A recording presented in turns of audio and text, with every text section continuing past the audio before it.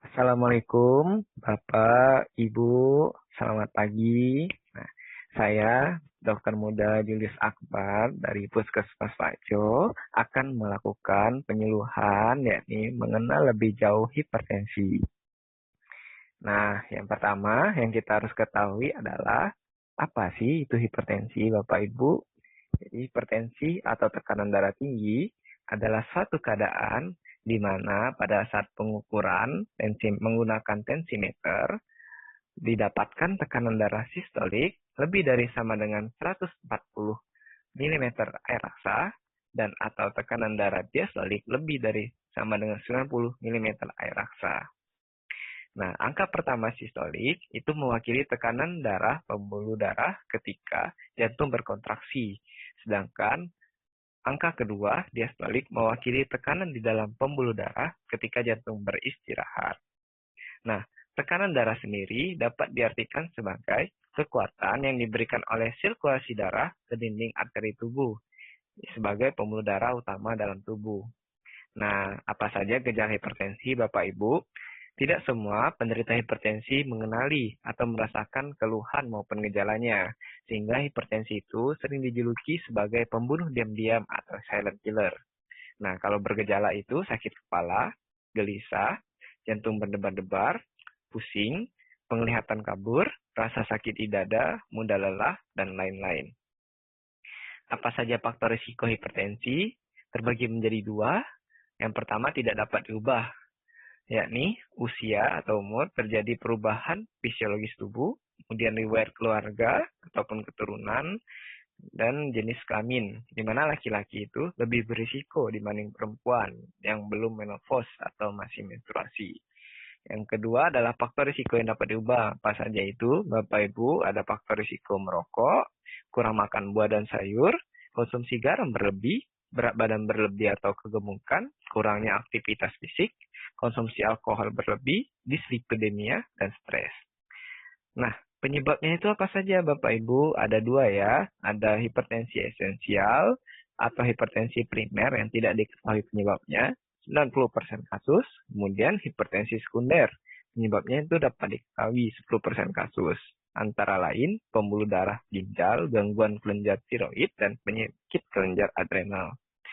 Nah, Bapak Ibu, kita itu tidak bisa mendiagnosis hipertensi hanya satu kali. Jadi, perlu 2 kali minimal dengan jaraknya itu 1 minggu. Untuk klasifikasi dari hipertensi itu, kalau pertama itu normal. Nah, normal itu kurang dari 120 dan kurang dari 80 ya. Untuk sistol dan diastolnya. Kemudian ada klasifikasi prahipertensi, hipertensi tingkat 1, dan hipertensi tingkat 2. Apa tindak lanjutnya? Jadi, pengobatan hipertensi merupakan pengobatan yang lama dan terus-menerus sepanjang hidup. Pada saat keadaan normal, pemeriksaan ulang 2 tahun kemudian itu dianjurkan. Kemudian kalau pada saat prehipertensi, pemeriksaan ulang 1 tahun, kemudian modifikasi gaya hidup. Apabila hipertensi derajat 1, pastikan dulu dalam tempo 2 bulan. Lakukan modifikasi pola hidup, pola makan, evaluasi, dan rujuk dalam tempo 1 bulan. Apabila hipertensi derajat 2, evaluasi dan terapi segera atau rujuk dalam tempo 1 minggu, tergantung situasi dan komplikasinya.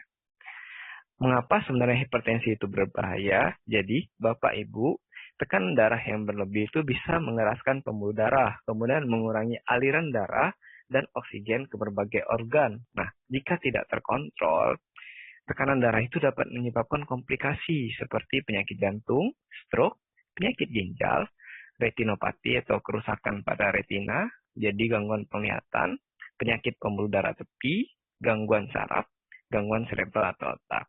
Semakin tinggi tekanan darah, semakin tinggi juga risiko kerusakan pada jantung dan pembuluh darah, terutama organ besar seperti otak dan ginjal. Apa yang dapat dilakukan sebagai pencegahan dan pengendaliannya? Yang pertama adalah kurangi konsumsi garam, melakukan aktivitas fisik teratur, yakni jalan kaki 3 km atau olahraga 30 menit per hari, minimal 5 kali per minggu. Hindari ya rokok dan juga hindari asap rokok. Diet dengan gizi seimbang. Kemudian mempertahankan berat badan, serta yang terakhir menghindari minum alkohol. Nah, apa yang dilakukan jika sudah terkena hipertensi? Yang pertama, kita harus datang ke puskesmas sebagai tata laksana awal dan kontrol. Nah, pengobatannya itu ada pengobatan jangka panjang bahkan seumur hidup, maka obatnya itu harus diminum secara teratur ya, seperti dianjurkan oleh dokter. Baik bergejala maupun tanpa gejala. Yang harus diketahui yang pertama, cara minum obatnya, dosis yang digunakan, dan berapa kali minum sehari. Terus yang kedua, ketahuilah perbedaan antara obat yang diminum untuk jangka panjang, itu obat untuk tekanan darah, dan obat yang diminum jangka pendek itu untuk menghilangkan gejala yang sekarang. Misalnya untuk mengatasi seperti uh, keadaan mengi di sini. Kemudian kendalikan hipertensi dengan patuh, yakni periksa kesehatan secara rutin dan ikuti anjuran dokter, atasi penyakit dengan pengobatan yang tepat dan teratur, tetap diet dengan gizi seimbang, upayakan aktivitas fisik dengan aman, hindari asap rokok, alkohol, dan zat karsiogenik lainnya. Atur pola makan dengan cara, nah di sini yang penting. Yang pertama itu gula. Gula itu batasi konsumsi kurang dari 4 sendok makan per hari ya.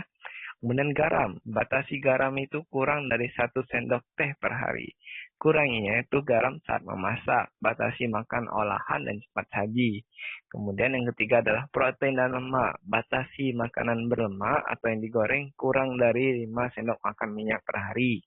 Makan ikan sedikitnya 3 kali per minggu. Kemudian untuk buah-buah dan sayur untuk 5 porsi, itu harus 5 porsi ya, 400 sampai 500 gram buah-buahan dan sayur per hari.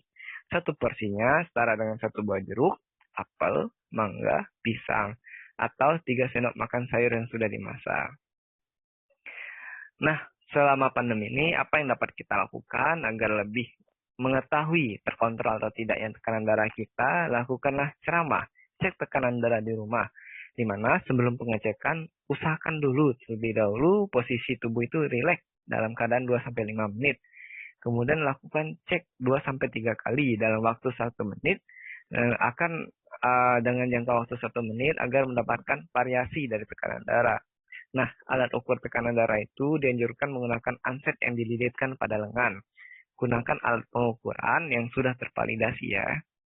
Nah, terima kasih Bapak dan Ibu. Silakan apabila ada pertanyaan di kolom langsung di chat di grup WA ya. Terima kasih.